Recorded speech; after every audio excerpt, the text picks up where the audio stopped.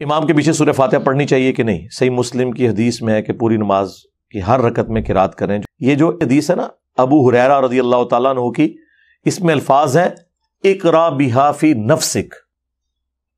وہ حدیث قدسی جو بیان کی تھی حضرت ابو ہریرہ نے رضی اللہ تعالیٰ عنہ. تو جب ان سے سوال پوچھا گیا کہ جب ہم امام کے پیچھے ہوتے ہیں تو کیا کریں، تو حضرت ابو ہریرہ رضی اللہ تعالیٰ نے کیا فرمایا؟ اقرا بہا فی نفسک، اپنے جی میں آہستہ آہستہ پڑھو. اب حضرت ابو ہریرہ سے ہی آپ نے پوچھنا ہے کہ جی میں پڑھنا کیا ہے، اور تو نہیں کوئی اس کی تشریح کرے گا. تو جز القراء امام بخاری کی کتاب میں حضرت ابو ہریرہ کا قول ہے کہ امام کے 2 سکتے ہوتے ہیں، ایک فاتحہ سے پہلے اور ایک رکوع سے پہلے. تم ان سکتوں کو سورۃ الفاتحہ پڑھنے کے لیے غنیمت سمجھو. تو حضرت ابو ہریرہ صرف یہ نہیں بتا رہے کہ امام کے پیچھے فاتحہ پڑھنی ہے جی کے اندر، اس کا موقع اور محل بھی بتا رہے ہیں. حضرت ابو ہریرہ نے کہیں یہ نہیں کہا کہ امام بلند آواز سے پڑھ رہا ہے تو آپ بھی بلند آواز میں یا آہستہ آواز میں اس کے ساتھ ساتھ پڑھیں. نہ، انہوں نے کہا سکتوں میں پڑھو. نمبر 1. نمبر 2، اقرا بہا فی نفسک کا معنی یہ بھی ہو سکتا ہے اپنے جی میں پڑھنا. اس سے یہ الفاظ نہیں ثابت ہوتے کہ سرن پڑھو، آہستہ آہستہ. نفسک یعنی اپنے جی کے اندر اندر، یعنی اس کے ساتھ ساتھ تم اپنے تصور میں پڑھتے جاؤ. تو وہ تو ہم پڑھ رہے ہوتے ہیں، جب ہم فاتحہ غور سے سن رہے ہوتے ہیں ہم ساتھ ہی پڑھ رہے ہوتے ہیں، اینڈ پہ آمین کہہ دیتے ہیں. اور تیسرا جو سب سے بڑا چھکا ہے، یہ مسلم شریف کی آپ نے جو حدیث لکھی، اس سے چند احادیث آگے 905 نمبر حدیث ہے مسلم شریف میں جس نے پورا عقیدہ کلیئر کر دیا ہے. اور وہ حدیث ایسی حیران کن حدیث ہے کہ اس میں امام مسلم نے اپنے کمنٹس بھی ڈالے ہیں. اور امام مسلم نے کہا کہ میں نے کہیں یہ دعویٰ نہیں کیا کہ جتنی دنیا کی صحیح حدیثیں ہیں وہ میں مسلم شریف میں لے کے آ رہا ہوں. البتہ میرا یہ دعویٰ ہے کہ میں مسلم شریف میں وہ تمام صحیح احادیث لے کے آ رہا ہوں جن پہ امت کا اتفاق ہے. اور پھر امام مسلم نے کہا کہ میرے نزدیک ابو ہریرہ کی حدیث درست ہے اور ابو موسیٰ اشعری کی بھی 905 نمبر حدیث کے انڈر، کہ امام اس لیے بنایا جاتا ہے کہ تم اس کی پیروی کرو. جب امام کہے اللہ اکبر تم کہو اللہ اکبر، اور جب امام قرات کرے تم خاموش ہو جاؤ، اور جب امام کہے وَلَضَّالِّينَ تم آمین کہو. تو اس میں تو کلیئر ہو گیا کہ کس قرات میں خاموش رہنا ہے. اور امام مسلم کہہ رہے ہیں یہ حدیث ابو ہریرہ بھی روایت کر رہے ہیں. تو ابو ہریرہ تو کہہ رہے ہیں جب پڑھا جائے سورۃ الفاتحہ کو تو خاموش رہو، اور جب وَلَضَّالِّينَ تو آمین. وہ کہتے ہیں نہیں اس میں قرات کا ذکر ہے، فاتحہ کا نہیں ہے. سرکار قرات کا ذکر ہے تو فاتحہ کا ہی ذکر ہے، کیونکہ اس میں الفاظ ہے جب امام قرات کرے تو خاموش ہو جاؤ، اور جب وَلَضَّالِّينَ کہے تو آمین کہو. سمجھ آئی؟ تو یہ فاتحہ. اور نہ سمجھ آئے تو بخاری مسلم میں ایک اور حدیث ہے، عبداللہ ابن عمر کہتے ہیں کہ نبی صلی اللہ علیہ وآلہ وسلم، حضرت ابو بکر اور حضرت عمر اپنی قرات کا آغاز الحمدللہ رب العالمین سے کرتے تھے. قرات سورہ فاتحہ بھی ہے اور اس کے بعد والی بھی ہے. پیچھے کیا رہ گیا؟ تو حضرت ابو ہریرہ رضی اللہ تعالیٰ عنہ کا بھی یہی عقیدہ ہے جو ہم بیان کر رہے ہیں. سکتوں میں جتنی بار نماز پڑھاتا ہوں الحمدللہ سکتے کرتا ہوں، فاتحہ پڑھنے کا ٹائم دیتا ہوں، لیکن یہ نہیں ہو سکتا کہ آپ قرآن کی مخالفت شروع کر دیں. وَإِذَا قُرِئَ الْقُرْآنُ فَاسْتَمِعُوا لَهُ وَأَنصِتُوا لَعَلَّكُمْ تُرْحَمُونَ. جب قرآن پڑھا جائے خاموش ہو جاؤ اور توجہ سے سنو تاکہ تم پر رحم کیا جائے. اب وہ اس چکر میں پڑ جاتے ہیں. اہل حدیث میں حیرانگی ہوتی ہے، اہل حدیث کہتے ہیں یہ تو مکی آیت ہے، یہ مدنی کا. وہی والی بات جو بریلوی کہتے ہیں ایسے بتاں دے بارے چاہے تسی اے بزرگوں تے کیوں لاتی. اللہ کے بندو اللہ سے ڈر جاؤ. امام نسائی نے چیپٹر کی ہیڈنگ میں یہ آیت لی ہے اور اس کا فارم بیان کیا ہے کہ یہ جنرل آیت ہے جب بھی قرآن پڑھا جائے گا. اور اس سے بڑھ کر جز القراء میں امام بخاری نے جو اپنے کومنٹس کیے ہیں 36 نمبر حدیث کے کانٹیکسٹ میں، اس میں ضعیف کا حکم لکھا ہوا ہے. وہ ضعیف ان اقوال کو کہہ رہے ہیں، لیکن جو خود لکھ رہے ہیں وہ تو ضعیف نہیں ہے نا. یعنی میں کسی کی بات کوٹ کروں تو اس پہ تو حکم لگ سکتا ہے، لیکن جو میں خود بیان کر رہا ہوں وہ تو میں اسے صحیح سمجھ رہا ہوں نا. تو امام بخاری خود لکھ رہے ہیں جز القراء میں. امام بخاری فرماتے ہیں کہ اللہ نے قرآن میں واضح فرمایا وَإِذَا قُرِئَ الْقُرْآنُ فَاسْتَمِعُوا لَهُ، جب قرآن پڑھا جائے تو خاموش ہو جاؤ اور اسے سنا کرو تاکہ تم پر رحم کیا جائے۔ اور حدیث کہہ رہی ہے بخاری مسلم کی، لا صلاۃ لمن لم یقرأ بفاتحۃ الکتاب، کہ جو سورہ فاتحہ نہیں پڑھتا اس کی نماز درست نہیں ہے۔ تو امام بخاری اس پہ خود کامنٹس کر رہے ہیں کہ ہم نے آیت پہ بھی عمل کرنا ہے اور حدیث پہ بھی کرنا ہے۔ امام بخاری کو تو نہیں پتا تھا کہ یہ آیت جو ہے وہ مکی ہے اور نماز مدینے میں آئی ہے، حالانکہ اللہ کے بندوں نماز تو مکے میں بھی تھی، 5 نمازوں کا شیڈیول مدینے میں ہے، نماز تو نبی الاسلام پہلے دن سے پڑھ رہے ہیں اور صحابہ اکرام پڑھ رہے ہیں۔ بخاری مسلم دونوں میں حدیث نہیں ہے، ابن مسعود کہتے ہیں میں نے 70 سے زیادہ صورتیں حضور کے پیچھے قیام اللیل میں سن کے زبانی یاد کی ہیں، اگر میں جانتا کہ مجھ سے زیادہ قرآن کسی کو آتا ہے تو میں اپنے اونٹ چلاتا، ان کے جگر جلا دیتا، اس شخص تک پہنچتا جو مجھ سے زیادہ قرآن جانتا ہے۔ تو نبی الاسلام تہجد میں قیام اللیل میں قرات کرتے تھے، صحابہ کرام اسے یاد کرتے تھے، اور 2/3 قرآن تو ہے ہی مکی ہے، 1/3 مدنی قرآن ہے۔ صحابہ کرام نے مکے میں قرآن کیسے یاد کیا تھا؟ نبی الاسلام کے پیچھے وہ پڑھتے تھے۔ سورۃ المزمل میں آیا نبی الاسلام رات میں بعض اوقات 2/3 رات، بعض اوقات آدھی رات، بعض اوقات 1/3 رات قیام کرتے تھے، صحابہ کرام پیچھے سن سن کے اسے یاد کرتے تھے۔ تو بالکل کلیئر ہے۔ وہ کہتے ہیں نہیں جی وہ ابو داؤد میں اور جامعہ ترمذی میں حدیث ہے کہ فجر کی نماز میں پڑھ رہے تھے تو نبی الاسلام نے فرمایا کہ فاتحہ کے علاوہ کچھ نہ پڑھا کرو، مجھے لگا میری قرات سے کچھ چھین رہا ہے۔ اس سے آپ نے یہ رزلٹ کیسے نکال دیا کہ نبی الاسلام نے یہ کہا ہے کہ فاتحہ میں مجھ سے چھین لیا کرو؟ فاتحہ کی آپ نے ترغیب دلائی، یہ آپ نے کبھی بھی نہیں کہا کہ میرے ساتھ ساتھ پڑھو۔ نبی الاسلام ہر آیت کے بعد ایک وقفہ کرتے تھے، نبی الاسلام رکوع سے پہلے سکتہ کرتے تھے۔ تو حضرت ابو ہریرہ کی وہ بات یاد رکھیں، ان سکتوں کو غنیمت جاننا ہے۔ اور بلکہ جز القراء میں امام بخاری نے نقل کیا ہے کہ ہمارے سلف تابعین کے حوالے سے کہ وہ سکتے کیا کرتے تھے اور امام انشور کرتا تھا کہ پیچھے والے ان سکتوں میں قرآن سورہ فاتحہ پڑھ لیں۔ قرآن کے ساتھ قرآن والا معاملہ کوئی نہیں ہے جی، اور سن لینا کافی ہے۔ اور یہ جتنی باتیں میں کر رہا ہوں یہ افضلیت ہے۔ اگر کوئی امام سکتے نہ کرے، امام کی قرات سورہ فاتحہ کی جہری نمازوں میں مقتدی کے لیے کافی ہے، دیٹس آل۔ سرن نمازوں میں یقیناً آپ نے پڑھنا ہے۔ اور کتنی حیران کن بات ہے کہ ٹوٹل 17 رکھتے ہیں فرض، ان میں سے 6 صرف جہرن ہے، 11 سرن ہے۔ عشاء کی آخری 2 سرن، زور کی 4 کی 4 سرن، عصر کی 4 کی 4 سرن، اور مغرب کی آخری 1 سرن۔ زیادہ نماز تو ہے ہی سرن ہے، اس میں آپ نے دکانوں کا حساب نہیں کرنا، بلکہ امام کے پیچھے فاتحہ بھی پڑھنی ہے۔ بلکہ سنن ابن ماجہ میں حدیث ہے، جابر بن عبداللہ رضی اللہ تعالیٰ عنہ کہتے ہیں کہ ہم نبی صلی اللہ علیہ وآلہ وسلم کے پیچھے سورہ فاتحہ اور قرآن بھی پڑھتے تھے۔ یہ نہیں کہ فاتحہ پڑھ کے خاموش ہو جانا ہے، بعض لوگ فاتحہ پڑھ کے خاموش ہو جاتے ہیں زور اثر میں، نہ، جتنا قرآن یاد ہے پڑھتے جائیں۔ ہاں، کیوں؟ بخاری مسلم میں حدیث ہے کہ نبی علیہ السلام کی زور اثر کی جو پہلی 2 رکھتے ہیں ان کا قیام 30 آیات کے برابر ہوتا تھا۔ سورہ فاتحہ کے بعد 30 آیات، تو صحابہ کرام وہ 30 آیات میں خاموش رہتے تھے، نہیں پڑھتے تھے قرآن۔ اور آخری 2 کا قیام 15 آیات کے برابر ہوتا تھا۔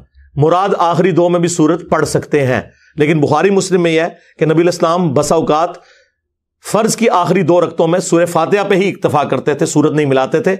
بخاری مسلم کے الفاظ ہیں، نبی علیہ السلام بعض اوقات جو قرآن پڑھتے تھے 1-2 آیتیں اونچی بھی پڑھ دیتے تھے زور اثر میں، تاکہ ہمیں پتہ چل جائے کہ آپ کون سی سورت کی تلاوت کر رہے ہیں۔ ایک ایک چیز موجود ہے۔ مجھے بتائیں، یہ کہتے ہیں ہمارے بزرگوں نے اگر دین نہ جمع کیا ہوتا تو دین برباد ہو جاتا، برباد ہی تھوڑے بزرگوں نے کیتا ہے۔ اللہ دے بندیو، صرف بخاری مسلم اتنی ٹینیس ڈیٹیل موجود نے، میرے سے پہلے کسی بزرگ کو توفیق نہیں ہوئی ہے کہ وہ بیان کرے کہ نبی علیہ السلام کا قیام کس طرح کا ہوتا تھا، کتنی آیات اس میں پڑھتے تھے، لینتھ کتنی ہوتی تھی، ایک ایک چیز۔ یہ کسی بزرگ بابے کی کتاب سے نہیں ہے، حدیث کی کتابوں میں۔ ہاں، باقی جو جہرن ہے اس میں آپ سنیں، آپ کا سننا پڑھنے کے ایکویلنٹ ہے۔ اور اگر آپ لیٹ شامل ہوئے اور آپ نے فاتحہ نہیں سنی تو اللہ تعالیٰ نے اس معاملے میں آپ کو ریلیکس کیا ہے. وہ امام کا پڑھنا آپ کے لیے کافی تھا. ایون آپ اگر رکوع میں بھی مل گئے ہیں تو رکعت شمار ہوگی. امت کی اکثریت اس کے اوپر متفق ہے.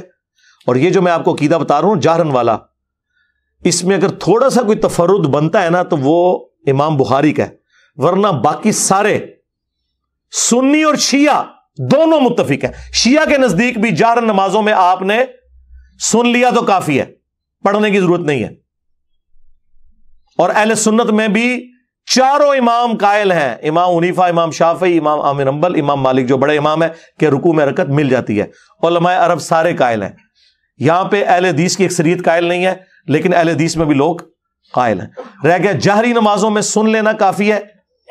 اس کے اوپر آلموسٹ اگر میں دعویٰ کروں نا کہ اجماع ہے، کیونکہ عبداللہ ابن مبارک کے بارے میں جامعہ ترمذی میں آتا ہے کہ وہ امام کے پیچھے فاتحہ پڑھتے تھے اور ان سے پوچھا گیا کہ اگر کوئی فاتحہ نہ پڑھے تو وہ کہتے ہیں میں کبھی نہیں کہتا کہ اس کی نماز نہیں ہوتی، امام کا پڑھ لینا بھی کافی ہے لیکن میں ساتھ پڑھتا بھی ہوں.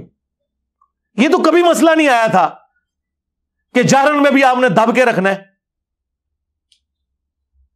ہاں اس ایکسٹریم پہ تھا امام حنیفہ کے نزدیک، نہ سرن میں پڑھنا نہ جہرن میں، لیکن یہ غلو پہ مبنی ہے.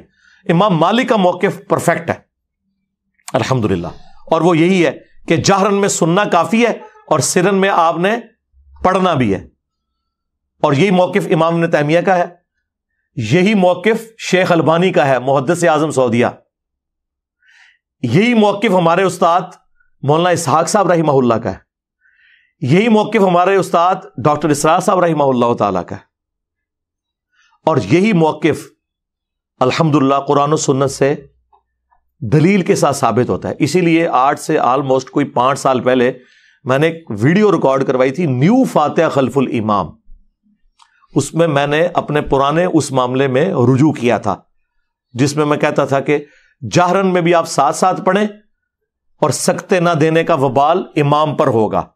لیکن آپ کو حیرانگی ہوگی، اس وقت بھی میں یہ کہتا تھا، 8 سے 11 سال پہلے بھی، مسئلہ 84 فاتحہ خلف الامام کا نکال لیں، اس میں بھی میں نے کہا تھا کہ جو لوگ نہیں پڑھتے فاتحہ، میں یہ نہیں کہتا ان کی نماز نہیں ہوتی ہے، ان کا موقف بھی جو جہرن میں خاموشی سے سنتے ہیں وہ مضبوط ہے، لیکن میں اسے بہتر سمجھتا ہوں. تو اللہ کا شکر ہے میں نے اس وقت بھی کبھی کیٹاگوریکل ڈینائی نہیں کیا تھا، لیکن آج علا وجہ بصیرت یہ موقف میں صحیح سمجھتا ہوں کہ جہرن میں سن لینا کافی ہے. سرن میں آپ جس میں یعنی آہستہ آواز میں امام پڑھتا ہے آپ ساتھ ساتھ پیچھے پڑھیں گے. ظاہر ہے آپ کو تو امام کی آواز نہیں آ رہی. اب مجھے بتائیں حنفیوں کا کیا بنے گا، تیرا کیا بنے گا کالیا؟ تو نے تو کہانی کرائی تھی وَإِذَا قُرِئَ الْقُرْآنُ فَاسْتَمِعُوا لَهُ، کہ جب قرآن پڑھا جائے تو اس کو غور سے سنو اور خاموش ہو جاؤ. تو بتا 17 میں سے 11 رکعتوں میں تو اونچی آواز سے قرآن ہی نہیں پڑھا جاتا، تو پھر کیوں خاموش کھڑا ہو کے دکانوں کا حساب کرتا ہے اے حنفی مسلمان؟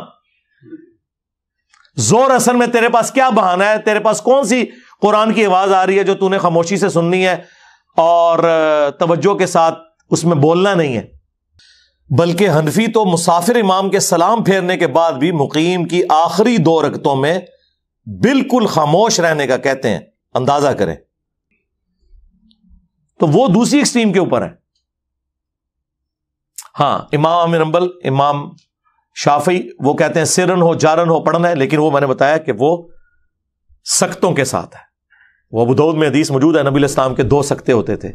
ایک فاتحہ سے پہلے دعائے استفتاح کے لیے، یہ صرف پہلی رکعت میں ہوتا تھا یعنی ثنا پڑھنے کے لیے، اور دوسرا سکتہ رکوع میں جانے سے پہلے، وہ ہر رکعت میں ہوتا تھا. آج بھی حرمین میں، حرم مدینہ میں مسجد نبوی کے اندر جو مسجد نبوی کا امام ہے وہ سکتے کرتا ہے فاتحہ پڑھنے کے لیے، اور وہ اتنی لمبا سکتہ ہوتا ہے کہ پاکستانی تو 3 دفعہ سورہ فاتحہ پڑھ سکتے ہیں. شروع میں جب میں گیا نا تو میں بڑا حیران ہوا کہ یار یہ اتنی دیر خاموش کیوں کھڑے ہوتے ہیں، بھول جاتے ہیں کیا؟ وہ پھر میرے انکل وہاں پہ 36 ایئرز سے مقیم تھے، وہ مسجد نبوی میں نماز پڑھتے تھے، فوت ہو گئے، بقیہ غرقت میں دفن ہے. اللہ تعالیٰ ان کی غلطیوں سے درگزر فرمائے، انہیں نیک کاموں کا اجر دے. تو انکل اجاز مجھے بتانے لگے کہ یہ سکتہ کرتے ہیں قرآن پڑھنے کے لیے. ہاں حرم مکہ میں نہیں ہوتا، وہاں پہ بھی ہونا چاہیے. یہاں پہ بھی بعض اہل حدیث مساجد کے اندر سکتہ ہوتا ہے، جماعت المسلمین والے کرتے ہیں اور ان کا موقف بالکل اس حوالے سے میں سمجھتا ہوں صحیح ہے، قرآن و سنت کے مطابق وہ سختوں میں قرآن پڑھتے ہیں، لیکن یہ غلو نہ کریں کہ اگر کوئی سختہ نہیں کرتا نا تب بھی سن لینا کافی ہے، کیا لیٹ شامل ہوئے ہیں تو امام کی قرات مقتدی کے لیے کافی ہے سورہ فاتحہ کی. لیکن یہ میں بات کر رہا ہوں جہرن نمازوں کی، جہاں پہ سرن ہے وہ آپ نے پڑھنا ہے. وہ میں نے ابن ماجہ کی حدیث بتائی کہ جابر بن عبداللہ کہتے ہیں کہ ہم نبی علیہ السلام کے پیچھے صرف سورہ فاتحہ نہیں اس کے بعد بھی قرآن کا حصہ پڑھتے تھے. ظاہر جب آپ اتنا لمبا قیام کریں گے تو فاتحہ کے بعد خاموش ہو کے کیا کریں گے؟ دماغ میں خیال تو آئیں گے، دماغ تو سوچتا ہے. تو صحابہ کرام قرآن پڑھتے تھے، لیکن آپ نے وہ اتنی اونچی آواز سے نہیں پڑھنا کہ ساتھ والے ڈسٹرب ہوں، یہ ذہن میں رکھنا ہے. لہٰذا اسی کانٹیکسٹ میں جابر بن عبداللہ رضی اللہ تعالیٰ عنہ کا قول ہے جو ترمذی میں موجود ہے کہ فاتحہ کے بغیر نماز نہیں ہوتی مگر یہ کہ تم امام کے پیچھے ہو. اس سے مراد بھی صرف جہری نمازیں ہیں نہ کہ سرن نمازیں، کیونکہ سرن میں تو وہ خود بھی سورہ فاتحہ اور 7 آیات ملایا کرتے تھے. تو یہ مقدمہ بالکل کلیئر ہے، صحیح مسلم کی حدیث 905 ڈیسائسو ہے. امام مسلم نے کمنٹس کر دیے کہ ابو ہریرہ کا بھی یہی موقف ہے اور ابو موسیٰ اشعری نے بھی یہ حدیث روایت کی ہے کہ جب امام قرات کرے تم خاموش ہو جاؤ اور جب وہ وَلَضَّالِّينَ کہے تم آمین کہو. تو ہمارا یہ جو مقدمہ ہے یہ الحمدللہ قرآن و سنت میں بالکل فٹ ان بیٹھتا ہے. یہ اکثر لوگ پوچھ رہے ہوتے ہیں تو میں بار بار اس چیز کو ہائی لائٹ کر چکا ہوں. تفصیلی تو ویڈیو تھی لیکن یہ اس ویڈیو میں بھی آلموسٹ میں نے نٹ شیل کے اندر آپ کے سامنے سارا موقف رکھ دیا ہے تاکہ اگر کسی کو کوئی سمجھنے میں کوئی مسئلہ رہ گیا تو وہ اس کو ایکسیپٹ کرے، اور پھر بھی نہیں سمجھ آتی تو سعودیہ سے جو قرآن مفت بانٹا جاتا ہے احسن البیان جو پاکستان کے اہل حدیث عالم نے لکھا ہے، سراء الدین یوسف صاحب رحمہ اللہ تعالیٰ فوت ہو گئے، ناسبیت تھی ان میں لیکن اللہ تعالیٰ ان کی مغفرت فرمائے، انہیں نیک کاموں کا اجر دے، برائیوں سے درگزر فرمائے. اہل حدیث میں بڑے علماء میں سے تھے، آلموسٹ 95 ایئرس کی ایج میں فوت ہوئے ہیں. انہوں نے جو احسن البیان دارالاسلام والوں نے قرآن کی تفسیر چھاپی ہے جو سعودیہ والوں نے ان سے رائٹس لیے ہیں، پھر سعودیہ والوں نے شاہ فہد پرنٹنگ پریس سے اس کو چھاپا ہے اپنے چھاپے کے اوپر. انہوں نے بھی سورہ فاتحہ کے کانٹیکسٹ میں جو نیچے تفسیر لکھی ہے نا وہ یہی لکھی ہوئی ہے کہ جہرن نمازوں میں امام کو سختے دینے چاہیے تاکہ قرآن پہ بھی عمل ہو اور حدیث پہ بھی عمل ہو. اندازہ کریں یہ خود اہل حدیث کے اپنے بزرگوں نے یہ لکھا ہوا ہے، وہ اس کو ہی پڑھ کے دیکھ لیں. چلیں میری بات نہیں ماننی ہے تو اچھا. یہ جو مسلم کی حدیث ہے 905 یہ گلے میں اٹکی ہوئی ہے ان کے. اہل حدیث کے پاس کوئی چارہ نہیں اس حدیث کا، یا تو اس حدیث کو ضعیف کہہ دیں، وہ کہہ نہیں سکتے. ویسے ایک بندے نے جرت کی ہے، ارشاد الحق عصری صاحب جو ہمارے استاد مولانا اسحاق صاحب کے بارے میں فتویٰ دینے والوں میں پیش رہے ہیں، وہ بڑے اسٹانٹ قسم کے وہابی ہیں. انہوں نے تو کہا کہ یہ جو مسلم میں آگے الفاظ ہیں نا یہ صحیح نہیں ہے. مسلم شریف تو شیخ زبیر لیزئی رحمہ اللہ نے ان کے رد پہ ایک مضمون لکھا اور انہوں نے ایگزامپلس کوٹ کی کہ اگر ایک راوی حدیث بیان نہ کرے اور دوسرا بیان کرے اور وہ ثقہ ہو تو وہ جو اس میں زائد بات ہوتی ہے اس کے ساتھ ایکسیپٹ کی جاتی ہے. شاذ وہ قول ہوتا ہے جو اس کے خلاف ہو، یہ خلاف نہیں ہے، اس کی ایکسپلینیشن ہے. شیخ زبیر صاحب نے مسلم کی 905 انٹرنیشنل نمبرنگ جو کانٹینیوس ہے اس کا دفاع کیا. اس کا مطلب ہے کہ ارشاد الحق عصری صاحب کو یہ بات سمجھ آ گئی تھی کہ 905 نمبر حدیث مسلم کی ہمارے فرقے کے اس مسئلے کی موت ہے، کیونکہ اس میں الفاظ ہیں جب امام اللہ اکبر کہے تم اللہ اکبر کہو، جب امام قرات کرے تم خاموش ہو جاؤ، اور جب امام وَلَضَّالِّينَ کہے تم آمین کہو. تو واضح ان کو پتا چل گیا تھا کہ گل کدھر اور جا رہی ہے. تو واقعی انہوں نے صحیح ڈیسیژن کیا کہ اس حدیث سے جان چھڑاؤ. لیکن مسلم شریف سے کیسے جان چھڑائیں؟ شیخ زبیر صاحب نے کہا نہیں یار یہ کیا کر رہے ہیں. تو انہوں نے کہا کہ اگر اس کو صحیح مانو گے تو پھر مسئلہ خراب ہوگا. تو شیخ زبیر صاحب نے ایک تیسرا حل تلاش کر لیا. انہوں نے کہا یہ حدیث منسوخ ہے.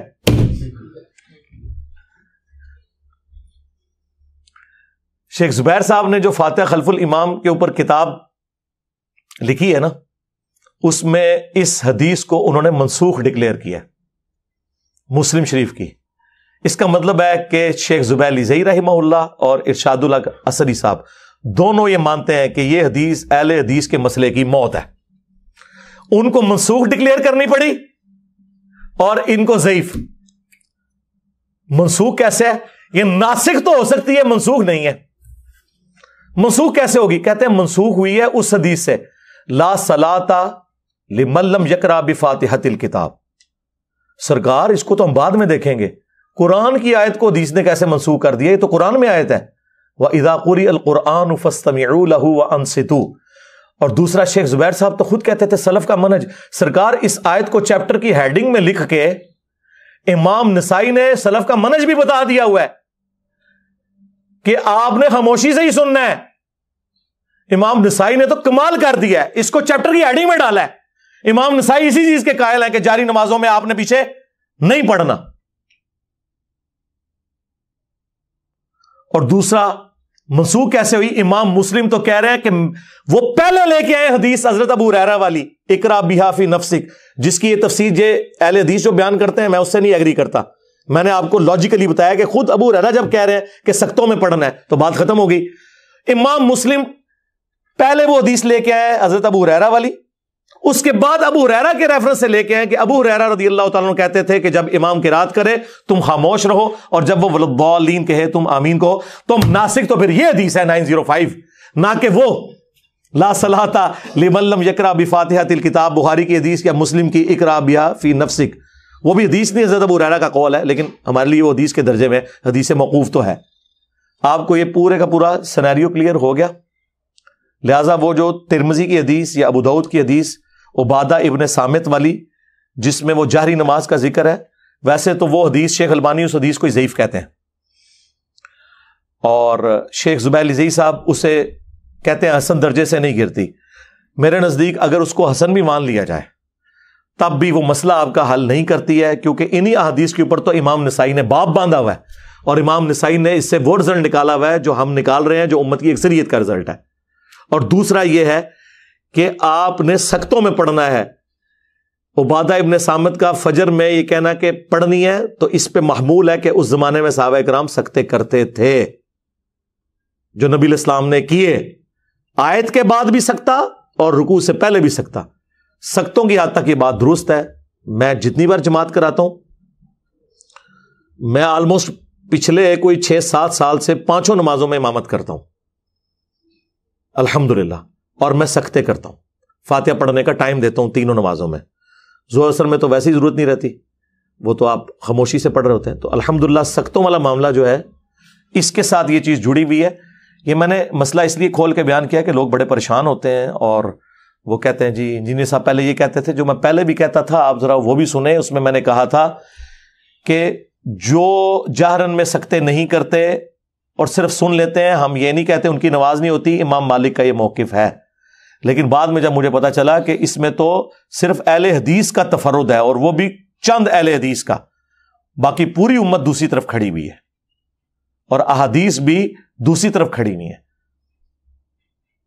نماز کا آپ کو سکون آئے گا، آپ کبھی اس کو اپلائی کر کے دیکھیں، جب امام قرات کر رہا ہے تو آپ اس قرات کے اندر توجہ کریں، سورہ فاتحہ ہو یا بعد والی، تو آپ کو نماز میں ٹیسٹ بھی۔ یہاں تو میں دیکھتا ہوں کہ وہ آتے ہیں، ان کو اس سے غرض نہیں کہ امام کیا کر رہا ہے، دڑ دڑ دڑ اپنی فاتحہ پڑھنی شروع کر دیتے ہیں، اور وہ فاتحہ مجھے پتا ہے توجہ سے پڑھی جا رہی ہوتی ہے، جس میں آپ کو آواز بھی آ رہی ہو دوسری قرات کی، اور آپ اس چکر میں فاتحہ پڑھوں، نہ آپ اس کی قرات صحیح سن رہے ہو نہ اپنی صحیح کر رہے ہیں، تو کیا نکالا اس میں سے؟ خام خواہ ایک مستحب کام کو اس لیول پہ آپ لے گئے کہ اسے فرض بنا دیا، اور یہ کہا نماز ہی نہیں ہوتی، اور لوگوں کو مصیبت میں ڈال دیا۔ اور اللہ کا شکر ہے کہ میں اتنا ہارڈ لائنر ہونے کے باوجود اللہ کے فضل سے جب یہ چیز مجھ پہ کھلی تو میں نے الحمدللہ اس معاملے میں پوری سختی کے ساتھ اس موقف کو بیان کیا کہ یہ بہت آپ غلط کھیل کھیل رہے ہیں امت کے ساتھ، جو آپ کہہ رہے ہیں کہ جہر نمازوں میں پیچھے پڑھتے آؤ۔ تو لوگ تو سکون میں آ گئے، لوگ کہتے ہیں نہیں شکر الحمدللہ ہماری زندگی آسان ہو گئی ہے۔ اور مجھ سے پہلے بھی اور لوگوں نے باتیں کی ہیں، لیکن ظاہر انہوں نے تو اپنا خیال ظاہر کیا تھا نا۔ ہم نے تو لوگوں کو یہ کہا ہے کہ دلائل کے بغیر آپ نے کسی کی بات نہیں ماننی، سوائے اس شخص کے جس کی قبر مدینے میں ہے صلی اللہ علیہ وآلہ وسلم، ان کا کہہ دینا ہی کافی ہے، لیکن باقیوں سے آپ نے دلیل مانگنی۔ مجھ سے پہلے یہ بات مولانا مودودی کرتے تھے رحمہ اللہ، ڈاکٹر اسرار صاحب رحمہ اللہ، مولانا اسحاق صاحب رحمہ اللہ، اور ان سے بھی پہلے امام ابن تیمیہ رحمہ اللہ، شیخ البانی رحمہ اللہ دور حاضر میں بہت بڑے سلفیوں کے امام، ان سب کا یہ موقف ہے. لیکن دلائل کے ساتھ کوئی بندہ ذکر کرے نا، تو مخالفین کے بھی جب دلائل دے تو پھر انسان کو ذرا تسلی ہوتی ہے کہ یار یہ بات بالکل ٹھیک ہو رہی ہے، یہ اس طریقے سے ہی تھا. کہ انہوں نے اس کو زیادہ غلوف کے اوپر جو ہے وہ لے گئے، اس کی وجہ سے لوگوں کے لیے بڑی مصیبت کھڑی کی ہوئی ہے، اور لوگ بڑی ٹینشن لیتے ہیں. اور جو رکوع میں آ کے ملتے ہیں یا فاتحہ کے بعد شامل ہوتے ہیں، وہ بیچارے پھر ایک رکعت بھی ملا رہے ہوتے ہیں. ہم انہیں کچھ نہیں کہتے، آپ ملانا چاہتے ہیں ضرور ملائیں، آپ کا رائٹ ہے. لیکن امت کی اکثریت اس کی قائل ہے. خود شیخ زبیر صاحب نے ابن مسعود رضی اللہ تعالیٰ عنہ کا اپنا عمل لکھا ہے کہ وہ بھی رکوع میں رکعت ملنے کے قائل تھے.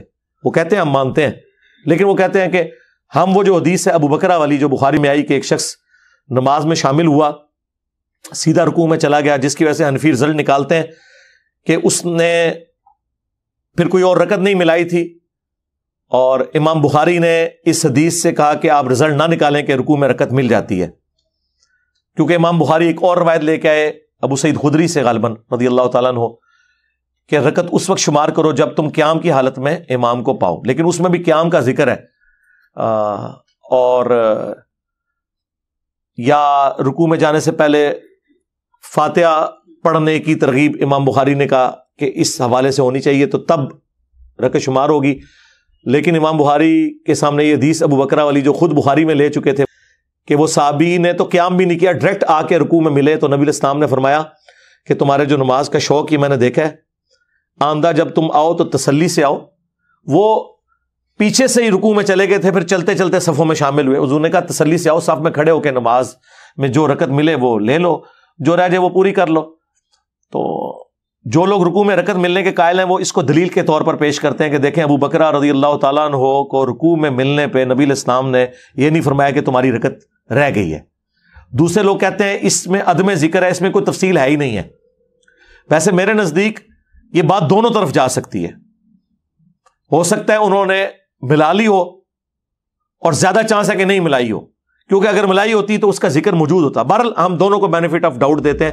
اس سے امام بخاری جو رزلٹ نکال رہے ہیں وہ تو بڑی مشکل سے ہی نکلتا ہے، دوسرے جو نکال رہے ہیں وہ پھر بھی نکل آتا ہے، لیکن ہم وہ بھی نہیں مانتے. ہم نے دوسرے دلائل آپ کے سامنے رکھ دی ہیں. مسلم کی ایک حدیث 905 نمبر وہ سارے کے سارے مسئلے کو کلیئر کرتی ہے اور وہ فٹ ان بیٹھتی ہے. اور جز القراء میں خود امام بخاری مان رہے ہیں کہ قرآن پہ بھی عمل کرنا ہے، وَإِذَا قُرِئَ الْقُرْآنُ فَاسْتَمِعُوا لَهُ، اور حدیث پہ بھی عمل کرنا ہے سختوں کے ذریعے. تو میرے خیال ہے سختوں والا معاملہ ایسا ہے.